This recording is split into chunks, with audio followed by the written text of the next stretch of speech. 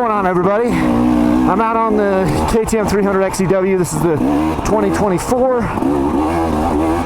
Just getting to know the bike a little bit more. I'm out with a couple of buddies, Chris and Tyler, and the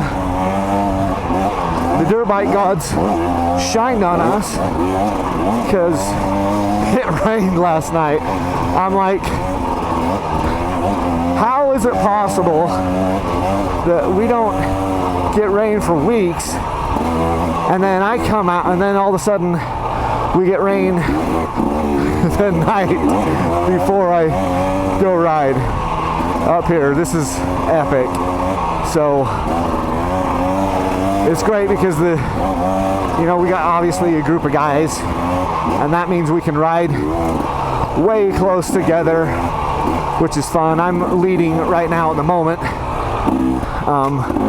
but we'll swap back and forth. I kind of wish I wasn't leading, because then I could go right behind. It's always fun to kind of follow somebody.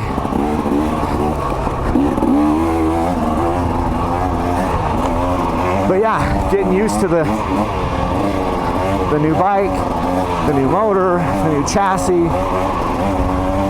all the things.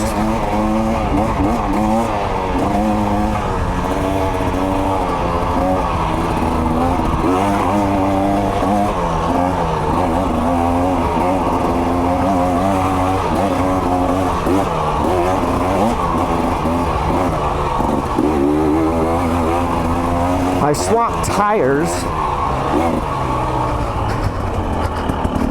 Let me take this opportunity to do a little bit of a voiceover. This ride happened about 12 days ago. I'm recording this on, August 2nd today, or at least doing the editing. And I have some thoughts about this bike. I know we talked about it a little bit, or I think I talked about it a little bit on my last video, but I really have something that I'm trying to figure out with these new XCW bikes, the new KTM generations with the new frames and things, and that is rear wheel traction, especially when you're doing hill climbs. I was talking with my buddy Tyler, who was also on this ride. He's also on his 2024 XCW, and I think the motors are fine. Like, obviously I mentioned that there's not quite as much snap on the mapping of the XCWs, and I don't need to belabor that point. But for this type of riding, for most of the riding that I do, it's not going to be an issue, especially where I'm taking the XCW in the slower terrain, slower, more technical places. But one thing that is definitely going to be an issue is the rear shock and the traction that I'm getting or not getting with that rear wheel. So I've talked to a couple people, and one of the things I'm going to try my next time out is really speeding up my rebound. I was talking to a guy, and he's like, hey, look, the rebound is too slow probably, and if you speed up the rebound, you may get more traction. It makes sense. I mean, it's at least something that I'm going to try. But this, after the ride we did today, and we rode for about 50 miles, and I will talk more and more about it later, I think, when I have had a chance to do some of the more technical hill climbs, which nothing that you've seen up to this point on the video is technical. Nothing was loose. But once we got up into the higher portions of this ride and the looser, steeper stuff, it became very apparent for me and Tyler. We were both sitting down on the bikes way more than what we're used to, especially on the older generation KTMs from last year. And that is now my biggest concern, is trying to figure that out. It's almost like they've biased it so much more to the front wheel than it was before, that the weight distribution, the weight is maybe taken off the rear wheel. I don't know if that's the case. I just know that with this new frame and the new generation, hill climbs and loose technical stuff have been an issue for me. And I've seen it now on, 3 different rides in Utah with these bikes. So that's interesting.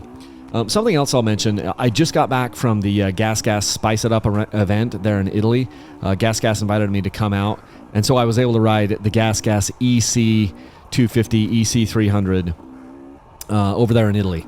And I also got to ride on a moto track and did several of the motocross bikes and things.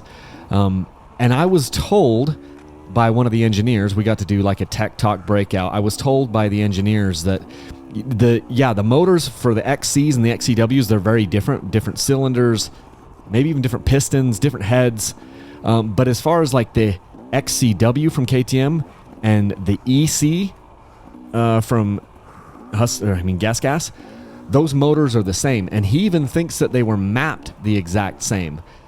My initial impression when I was on the Gas is that it might have been mapped a little bit hotter, a little bit more snappy.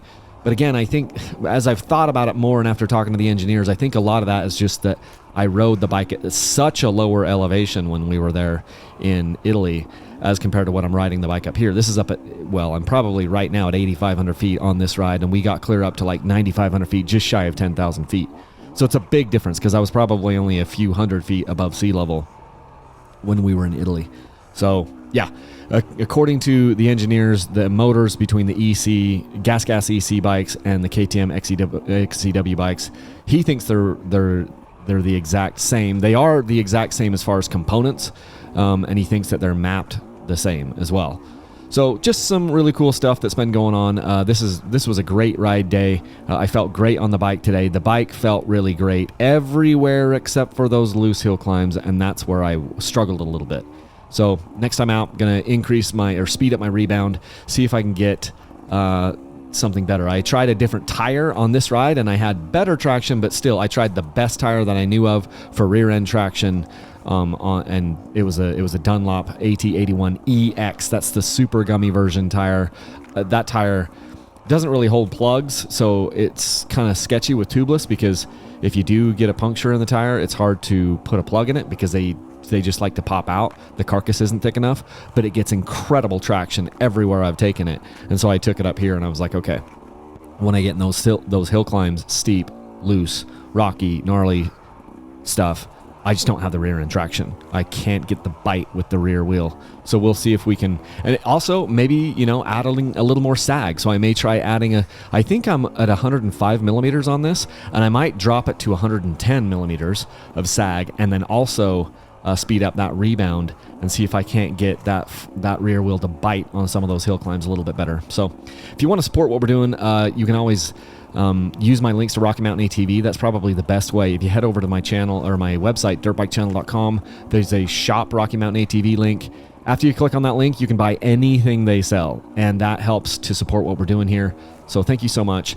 This bike will also be a sweepstakes bike in September, so I'll be giving away this 2024 XCW and a 23 KTM 250XC, so that'll happen in September, so stay tuned for that. If you just hold any orders on my website until September so that you could get entries into those bikes. So that's what I've got for you. There's a little bit more riding footage here, but I just wanted to thank you guys, and I'll sign off here. Leave a single track. Thanks, everybody.